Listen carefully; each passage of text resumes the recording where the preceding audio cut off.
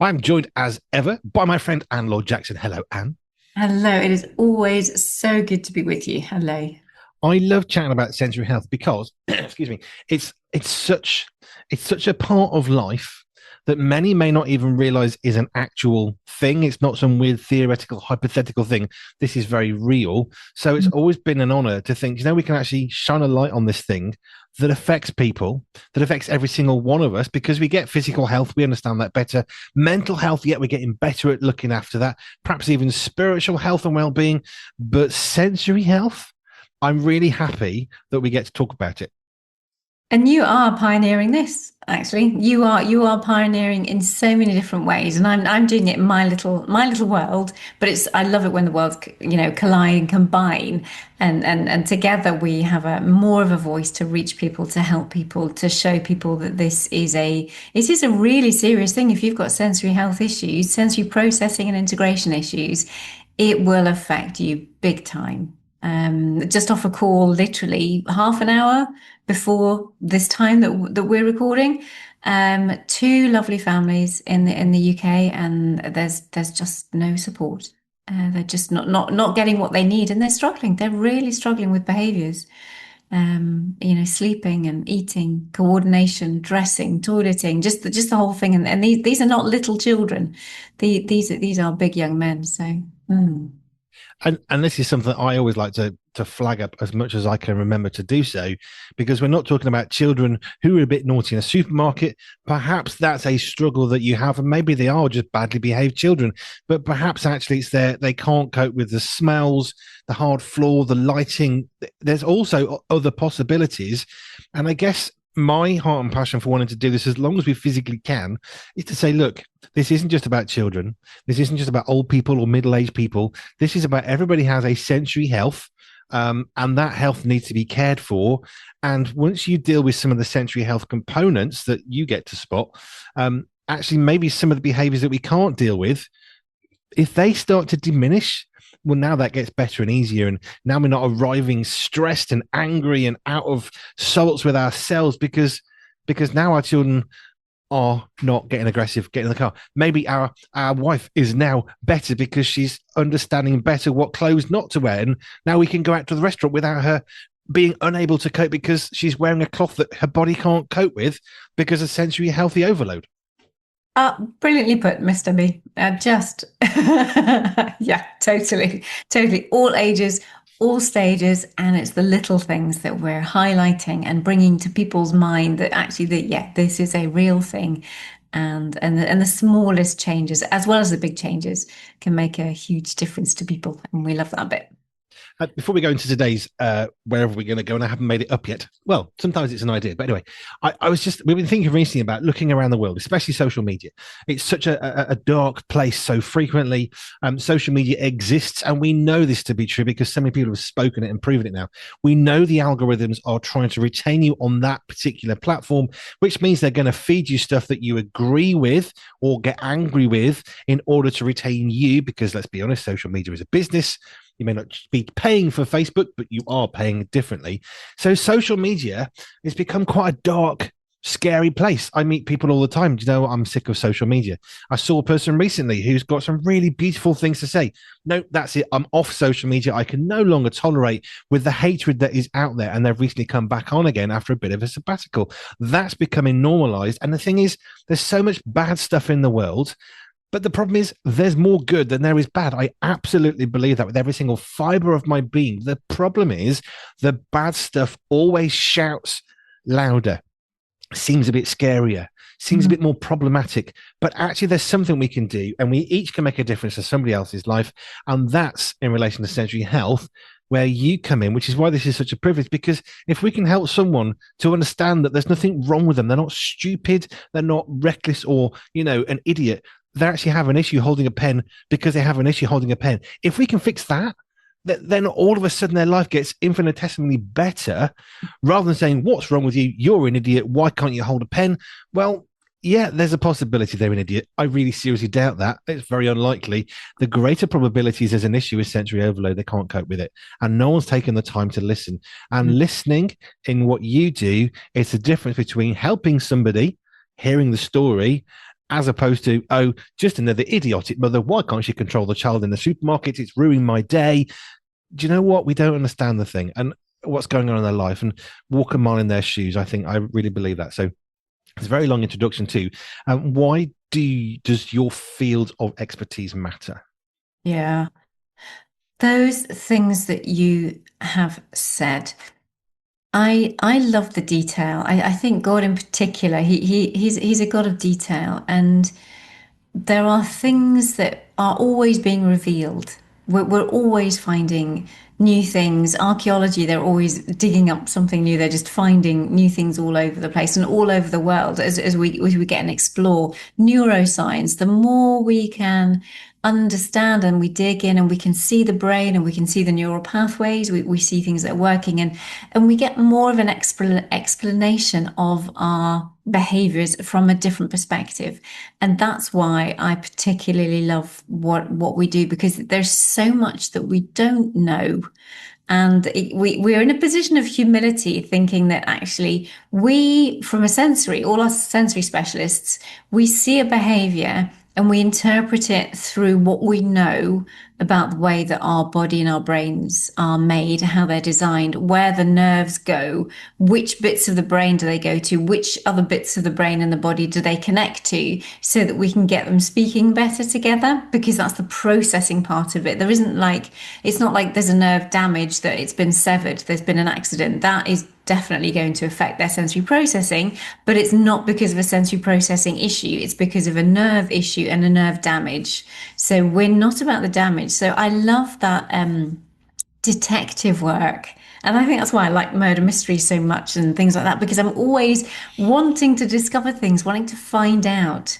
And therefore, when I see a behavior, my little brain's going, oh, it could be this. It could be, are they overreactive in their touch system? Are they really bothered by the sounds? Are they bothered by the feel of their clothes? Or do they just not feel their body very well, so they're tripping over themselves? Or is it because, so my little brain is always on the go. Little feet, little ducks flapping underneath the water as I'm, going about my daily life, just considering things, because it's really appealing to me. And then especially when I can help behaviours change, that's then lovely, really satisfying, and you feel good. I do have something for us to discuss in a bit, but honestly, I do. But I was thinking about the two phone calls that you've had earlier from two folks who are, you describe them as there's no support. They're obviously struggling with something.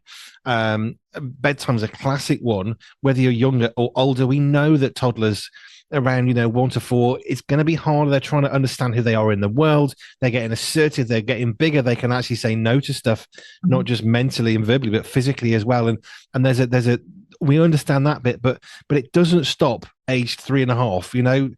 I have a real issue with terrible twos. I really loathe that phrase. Do you know why? Because it's rubbish. We're going to have different things, thank you, at different times, and we're going to do better at other times. And if we can just take a step back, how much better the world would be. But specifically with those two that you just had, how is it you're going to be able to help them overcome whatever the issues are in their lives in order that they don't need your help? Because ultimately you're kind of doing yourself out a job by helping people. Yeah. But that's the job, right? It's never going to go away, but that's the mission for you, is that people don't need you because they can actually do things themselves. Yeah. So I was explaining that, yeah, totally. It is about watching what I have recorded already, because over the last 30 years there are certain things that keep coming back time and time again, and I'm getting better and better as each year goes on at being able to express it, as to what it is that we need to look at, how we assess it properly, so that then we can then find things to meet those needs. So it's really equipping and empowering these dear parents for them to understand, because all they see is behavior, all they see is the stress, is the exhaustion. That's all that they get, and they don't know how to discern what's going on. They don't know how to pick away at what's really going on, to say, actually, there could be one major thing that is going on that is impacting the behaviors, but they don't even know where to start. They don't know what to look at. All they see are the meltdowns. All they see are the struggles, and they genuinely are doing their very best, but they have no skills to be able to bring to that situation, because they don't know about how the impact of the sensory issues are affecting their individual. So absolutely. I think that the biggest job is if I can help get people to understand the complexity of sensory processing. So there's a lot of general stuff out there. And I really don't want generalities. I want people to be able to take information about sensory processing, but apply it in an individualized way. Make it really, really personal to that one person. In fact, the two parents came on together, and they said, "Well, we've come on together, but we've got very different children." And it was just like, yeah. The old saying, if you've met one autistic person, you have met one autistic person. Everybody is so different. So, yeah. It's if I can help equip them to understand, they will get it. Their confidence is what soars more than anything. We can't change absolutely everything, but when you can understand it and you are in control of your own reactions, that is so empowering. That's very, yeah, empowering for sure. And takes an awful lot of the stress away, because so much stress is there because of uncertainty. Am I doing it right? Am I doing it enough? This morning I came back from a school who'd called me in because they needed that security. They are working through my system, but because I'm here physically there for them, they just wanted me to double check. And it's just like, yeah, you're doing, and I did. It was like, you're doing amazingly. Yes, of course, there were always more things that I can see because of the experience that I've got, but they were doing really, really well. And it was just great to be able to say, you're doing really, really well. And you could tell that they were like, oh, yeah, we are actually getting there. We are understanding this. But it gave them a few extra things because I could. But yeah, confidence is huge. Now, we've been working through sensory healthy somethings. I don't know, sensory healthy marriages, sensory healthy going to bed, sensory healthy shopping, sensory healthy churches. We've looked at all sorts of perspectives of something from a sensory healthy perspective. Now, a lot of those would be what I would call manufactured spaces. So an office or a car or a truck or a church or whatever, they are created by us for the majority of people. Therefore, we're looking at generalizations. We're looking at how many people are in the average thing and how they're going to be. So here's one that's nothing to do with manufactured spaces. Parks and nature, sensory healthy parks and nature. Oh, they are just a dream space with a few things that you need to watch out for.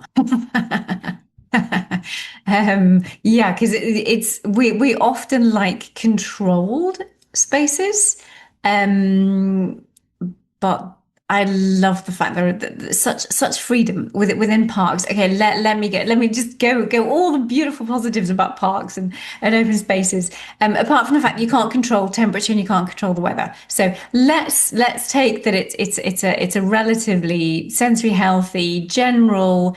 It's not too cold, it's not too warm, it's not too bright, it's not too anything. It's just a good day to be out. And therefore, the environment from that perspective is taken care of. But the things that you see, you can choose if you want to sit, if you want to just watch and visually. There is so much in the natural world that moves, and the pleasure. You don't need to have a bubble tube, in the corner of your room. You don't need to put electricity on because you've got leaves that will move. You've got animals that will fly, or birds that will fly around. You've got animals that might creep around. You might have tiny little insects. For people who love the detail, if they've got real visual perceptual skills, they love looking at the detail and the colors and the textures and the way that the light. So visually, it's normally such a rich environment to be able to sit and enjoy. Auditory wise, you have beautiful nature sound that are just designed for our ears, for humanity. If you're not next to a road, because otherwise, yeah, the motorbike and everything else might disturb that. But from an auditory perspective, a beautiful sound environment. Physically, you can choose. That's what I love most, I think, about most play areas, play parks, or outside spaces, that you can choose. You can run as fast as you want to. You can walk. You might be able to skate. You might be able to scooter. You can get your proprioceptive vestibular system working in a way that you need it to, and you can stay as long as you need on these things. So if you've got monkey bars, you can hook your feet upside down and you can dangle upside down and you can stay there for as long as you are happy, or swing and Just feed your senses as much as you want to. And there is freedom because you don't have to pay for it. If the weather holds out, you can be there for as long as you want to. If you've got no other time constraints, you are there to be able to meet your sensory needs as much as you want to. It's like the little boy that I was seeing this morning in school. He spent 2 hours. He spent 2 hours on the swing. He was on and he was off. We have a special kind of like lycra. It's a four-way fabric that holds them and supports them. And I was going in and observing and looking at a whole range of different things and seeing what he actually needed. And there's no verbal communication. But so we were looking at how else is he communicating? How else is he showing me what he needs? How else is he putting his body within that swing to show me what else he's looking for his vestibular system? And we had a really beautiful time. He was as happy as Larry, and so was I. and so was it, support worker, just working together, saying, okay, what is it he's needing here for him to be in school? What is it that he needs his school day to look like? Because ordinarily he doesn't want to be there and he'll be out of there. So yeah, all making life not very pleasant for everybody else in the class. But we had a beautiful couple of hours together, just exploring different things. So yes, going back to your play area, it is that time to feed into your system the things that it needs when you need it. And you can go anytime you want and you don't have to pay. It's free. I was thinking about your thing on the motorbike. So we've got some beautiful grounds where we live and work, and we thought, well, let's just go and sit in the garden. The sun's shining. The autumn, the winter is kind of here. It's going to get colder. There was a beautiful moment of sun. Let's just go and sit on a day off. We're going to sit in the garden. The sun pouring down. We got the chairs out. Beautiful. You can hear little birds in the distance, and tractor maybe in the far distance. It was beautiful. And then a bunch of vintage motorcycles went past, which are quite loud. And we just looked at each other. We couldn't hear each other talking for about 5 minutes or something. And you can't control everything, which is why, as an occupational therapist, which I guess is the core part of what you are, you have to know that there are things you can't do anything about, which is one of the things you reference to the outdoors, whether it's a play area or a forest. I love a forest. I love the sound of the trees creaking a little bit. It can be a bit eerie if you're a bit nervous about such things, but I love hearing the trees creaking and the smell of the pine. But for some people who perhaps are overly sensitive to smells, the smell of the pine might destroy any enjoyment they have. So don't go to a forest. But it's good, if you don't know, to try a forest out and think, oh, actually, it's okay. And the beautiful thing about it is the further in you get, the more concentrated the smell is.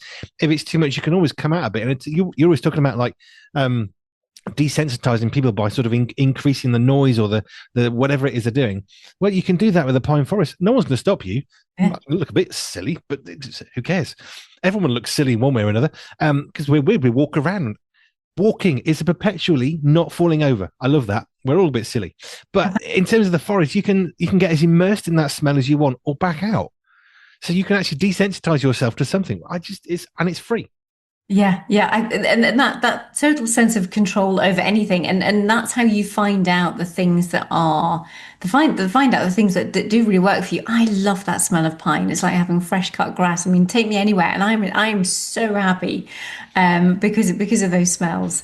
But you will, you need to find the right sensory fit. You need to find what fits your sensory thumbprint. But between the sights and the smells and how dark or how cold or how windy, you can't actually tolerate all of these things. And that's, I suppose, in a way, why I've got an indoor centre, because I thought actually we can control that little bit of the environment, but it's all manufactured stuff within there. And that's, there's a place for all of this. But there is something about nature that is abundantly good for us. I'll be careful how I repeat this, but there was a thing I saw on one of the social media channels recently about a farmer, and he was basically writing about, if you're going to come to the countryside, can I please let you know that you need to be okay with animals having sex outside, because, hey, they're animals. You need to be okay with noises because pigs aren't quiet. And he went on and on and on. It's like, if you have an issue with any of those things, please never come to the countryside, because you know what? We can't control that stuff. It's the outdoors. They're animals. And I just think, that is such a great way of assessing enjoying the outside, which is to start with, do you know what? That horse is going to make a noise. You're not going to stop it. I mean, you can scare it, but you're not going to prevent it. Those pigs in that farm might be a bit smelly. You're not going to stop it. So you need to find a way of being okay with that. If you really can't tolerate it, maybe working as a pig farmer is not for you. But Yeah. if you're not bothered by that, maybe that's a perfect fit. If you're less sensitive about smell, but there is a fit for each of us. And I think I was just excited by the outdoors when there's so many things. Like you said, you can control the temperature and the brightness in the center because it's a manufactured space. It's got four walls and a roof. It's got a light switch and a dimmer switch, perhaps. So you can control things to hone in what is it we need to deal with. Outside, it's all there. It's all there, and for the most part, absolutely stunningly good for the amount of input, like even climbing over things, because the biggest aspect of sensory processing integration is an adaptive response, which is doing something different with your body that isn't pre-planned. So if you go to a dance class, you have to move your arms in a certain way and you follow the rhythm and this, that, and the other. And that's quite controlled, or it's quite organized.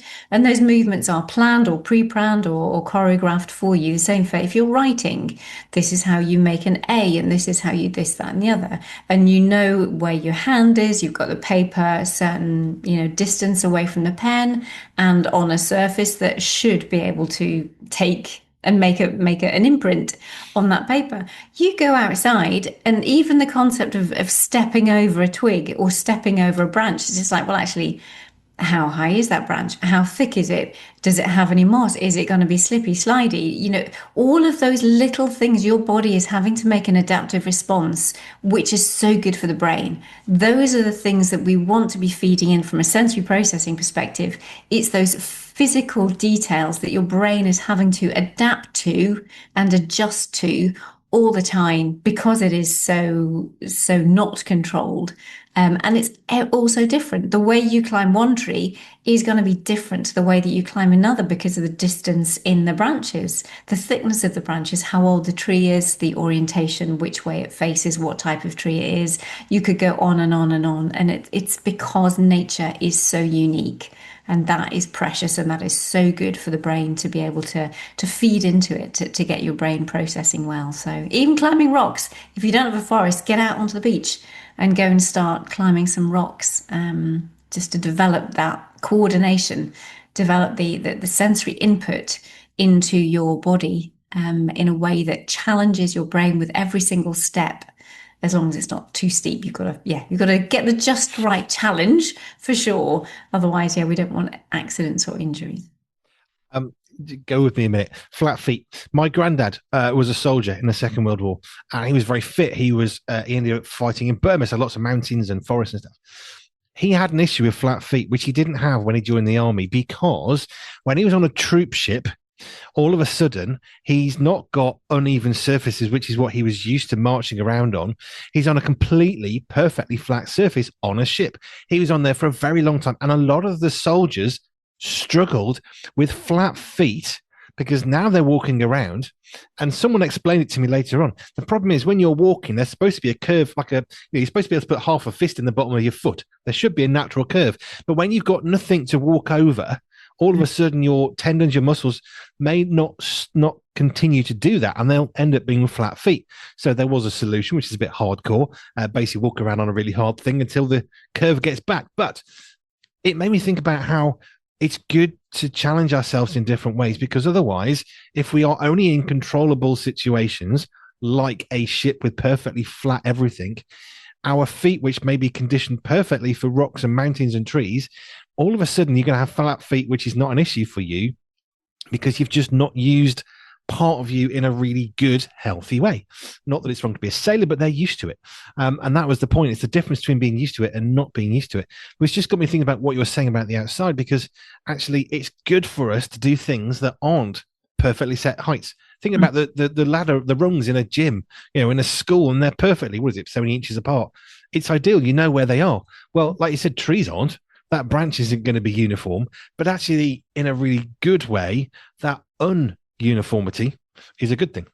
Yeah, and that's exactly what we want to be creating in a therapeutic sense. That's what we're always trying to do is trying to find the enough of that challenge to the brain, because anybody it's dead easy going up a ladder. Once you've done it once, you've done it all. But you climb one tree, yes, you can climb one tree, but actually we've got another one to do now, and that's different.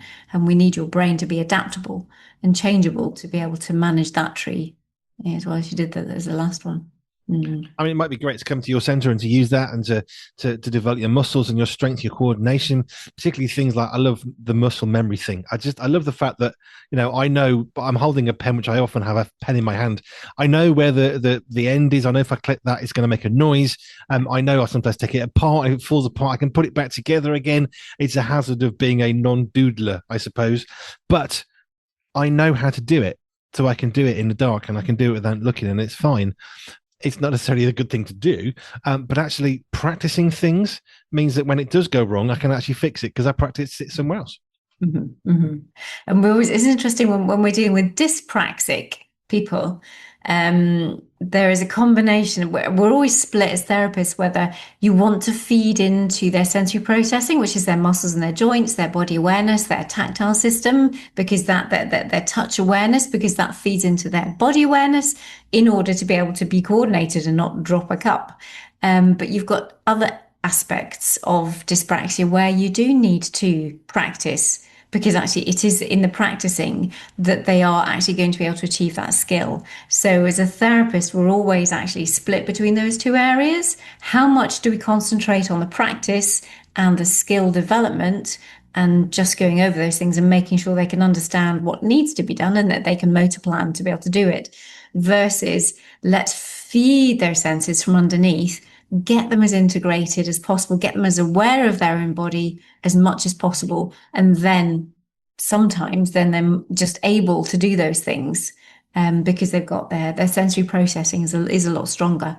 And sometimes most of the time, it's probably a bit of both. Feed the senses where we can, but actually teach the practical skills, teach the way of doing something and practice it, so that we definitely get a function at the end, which is what we want. We want people to be able to do things well and do things that they want to do for themselves, which is the occupational therapy aspect of it. Which I suppose fits quite well with how we would generally parent a smaller child. We're not going to say, here's a pen, where's your Shakespeare play, please, at age 2. It's not going to happen, because before they get to that, they've got to be able to hold a pen for a start, which by the age of 3 can be quite hard. So there's going to be that gradual development of learning skills, improving skills, and eventually 7 to 10 years old, maybe they can start writing something with some sentences. Age 15, it's probably better. And then over 10 to 15 years of developing that. And then all of a sudden, it's not all of a sudden, it's like a 30-year training program to write that thesis or that thing, because it takes time to develop. But you don't stick a pen in a 2-year-old's hand saying, I want a Shakespeare play before the end of the day. It's not going to happen anymore that somebody who has no concept of what their fingers are feeling is going to be able to make a meal on a hot stove when you say, well, off you go, because you're going to have to build up to that moment through developing motor skills, basic ones, then fine motor skills, and so on and so forth. Which is why we need to be careful when we're looking at somebody, not to say, do you know what, just do it, just get it done. I've been in situations where I couldn't do something, and somebody said, oh, well, I haven't got, just do it anyway. But if I don't know how to do it, you shouting at me to do something I don't know how to do, exactly how is that going to play out? Oh, I know. I've been there, but we need to be patient with people and walk in their footsteps. And I think it's something, I mean, I'm thinking about parks and nature today. I've got another one for next week, but I think sometimes it's good to get yourself out of your comfort zone, take a whole bunch of risks, sensibly, measured risk, in order to develop. Otherwise, you'll find that all you can really do is hold a pen because you don't know what to do with it. And your world can close. It's funny that there are times that, especially those transitioning from school, because it's been a real nightmare of an experience, and there's burnouts and meltdowns and shutdowns and all the rest of it. So there's folks that are moving home to just have that safety and that nurture, that rebuilding of that child, because we're talking about the schooling system, and that is what we absolutely need. But to stay there would not be healthy. It may take a year or 2 before you can start opening the doors and starting exposing them to life again. And And so be it. But you just can't stay there full stop. But I would say after 5, well, I'm not even going to put time scales on it, but it's like we need people to come back and protect themselves, but never to stay there. It's always we need to get back out into the world slowly, slowly, slowly in a way that is really measured and careful. Otherwise we'll damage people again and they'll retreat back and they won't have that confidence to try something new, to try something a little bit different. But it's that differences. It is those risks. It's the little exposure to something that they're not as aware of. That's what keeps the brain alive and alert. Otherwise, it's very easy to turn in on ourselves and we just stay. And that can be okay, but it can go downhill quite quickly as well as to someone's mental health if they're not particularly happy in that place. There are some people that will be. I'm trying to talk about it, trying to be quite measured because, for some people actually being at home on their own is an absolutely brilliant thing because there's no pressure. The people who loved COVID, it's kind of like, yes, I totally get it. But for the most part, we do need to make sure we have sensory experiences in our life and not make it too comfortable. Because having different sensory experiences or having different life experiences can be then really challenging. I saw at a supermarket quite a while back. There was an old gentleman, I'm guessing 70s, 80s, and they were struggling to pick up something lower down on the shelving. And I think I said, do you want a hand? And the comment was no. And the reason why he said was, I need to keep doing this because if I stop doing this, it's going to get even harder, even quicker. So as difficult as it was, and obviously he was struggling to bend down, he said, but I need to keep going because the moment I stop trying is the moment I stop achieving and it all goes wrong much faster. I thought it was quite a great self-awareness. And it was genuinely painful, not in a hurry up way. It was painful to think, wow, I can see he's in pain. I want to help him. But sometimes helping isn't actually helping.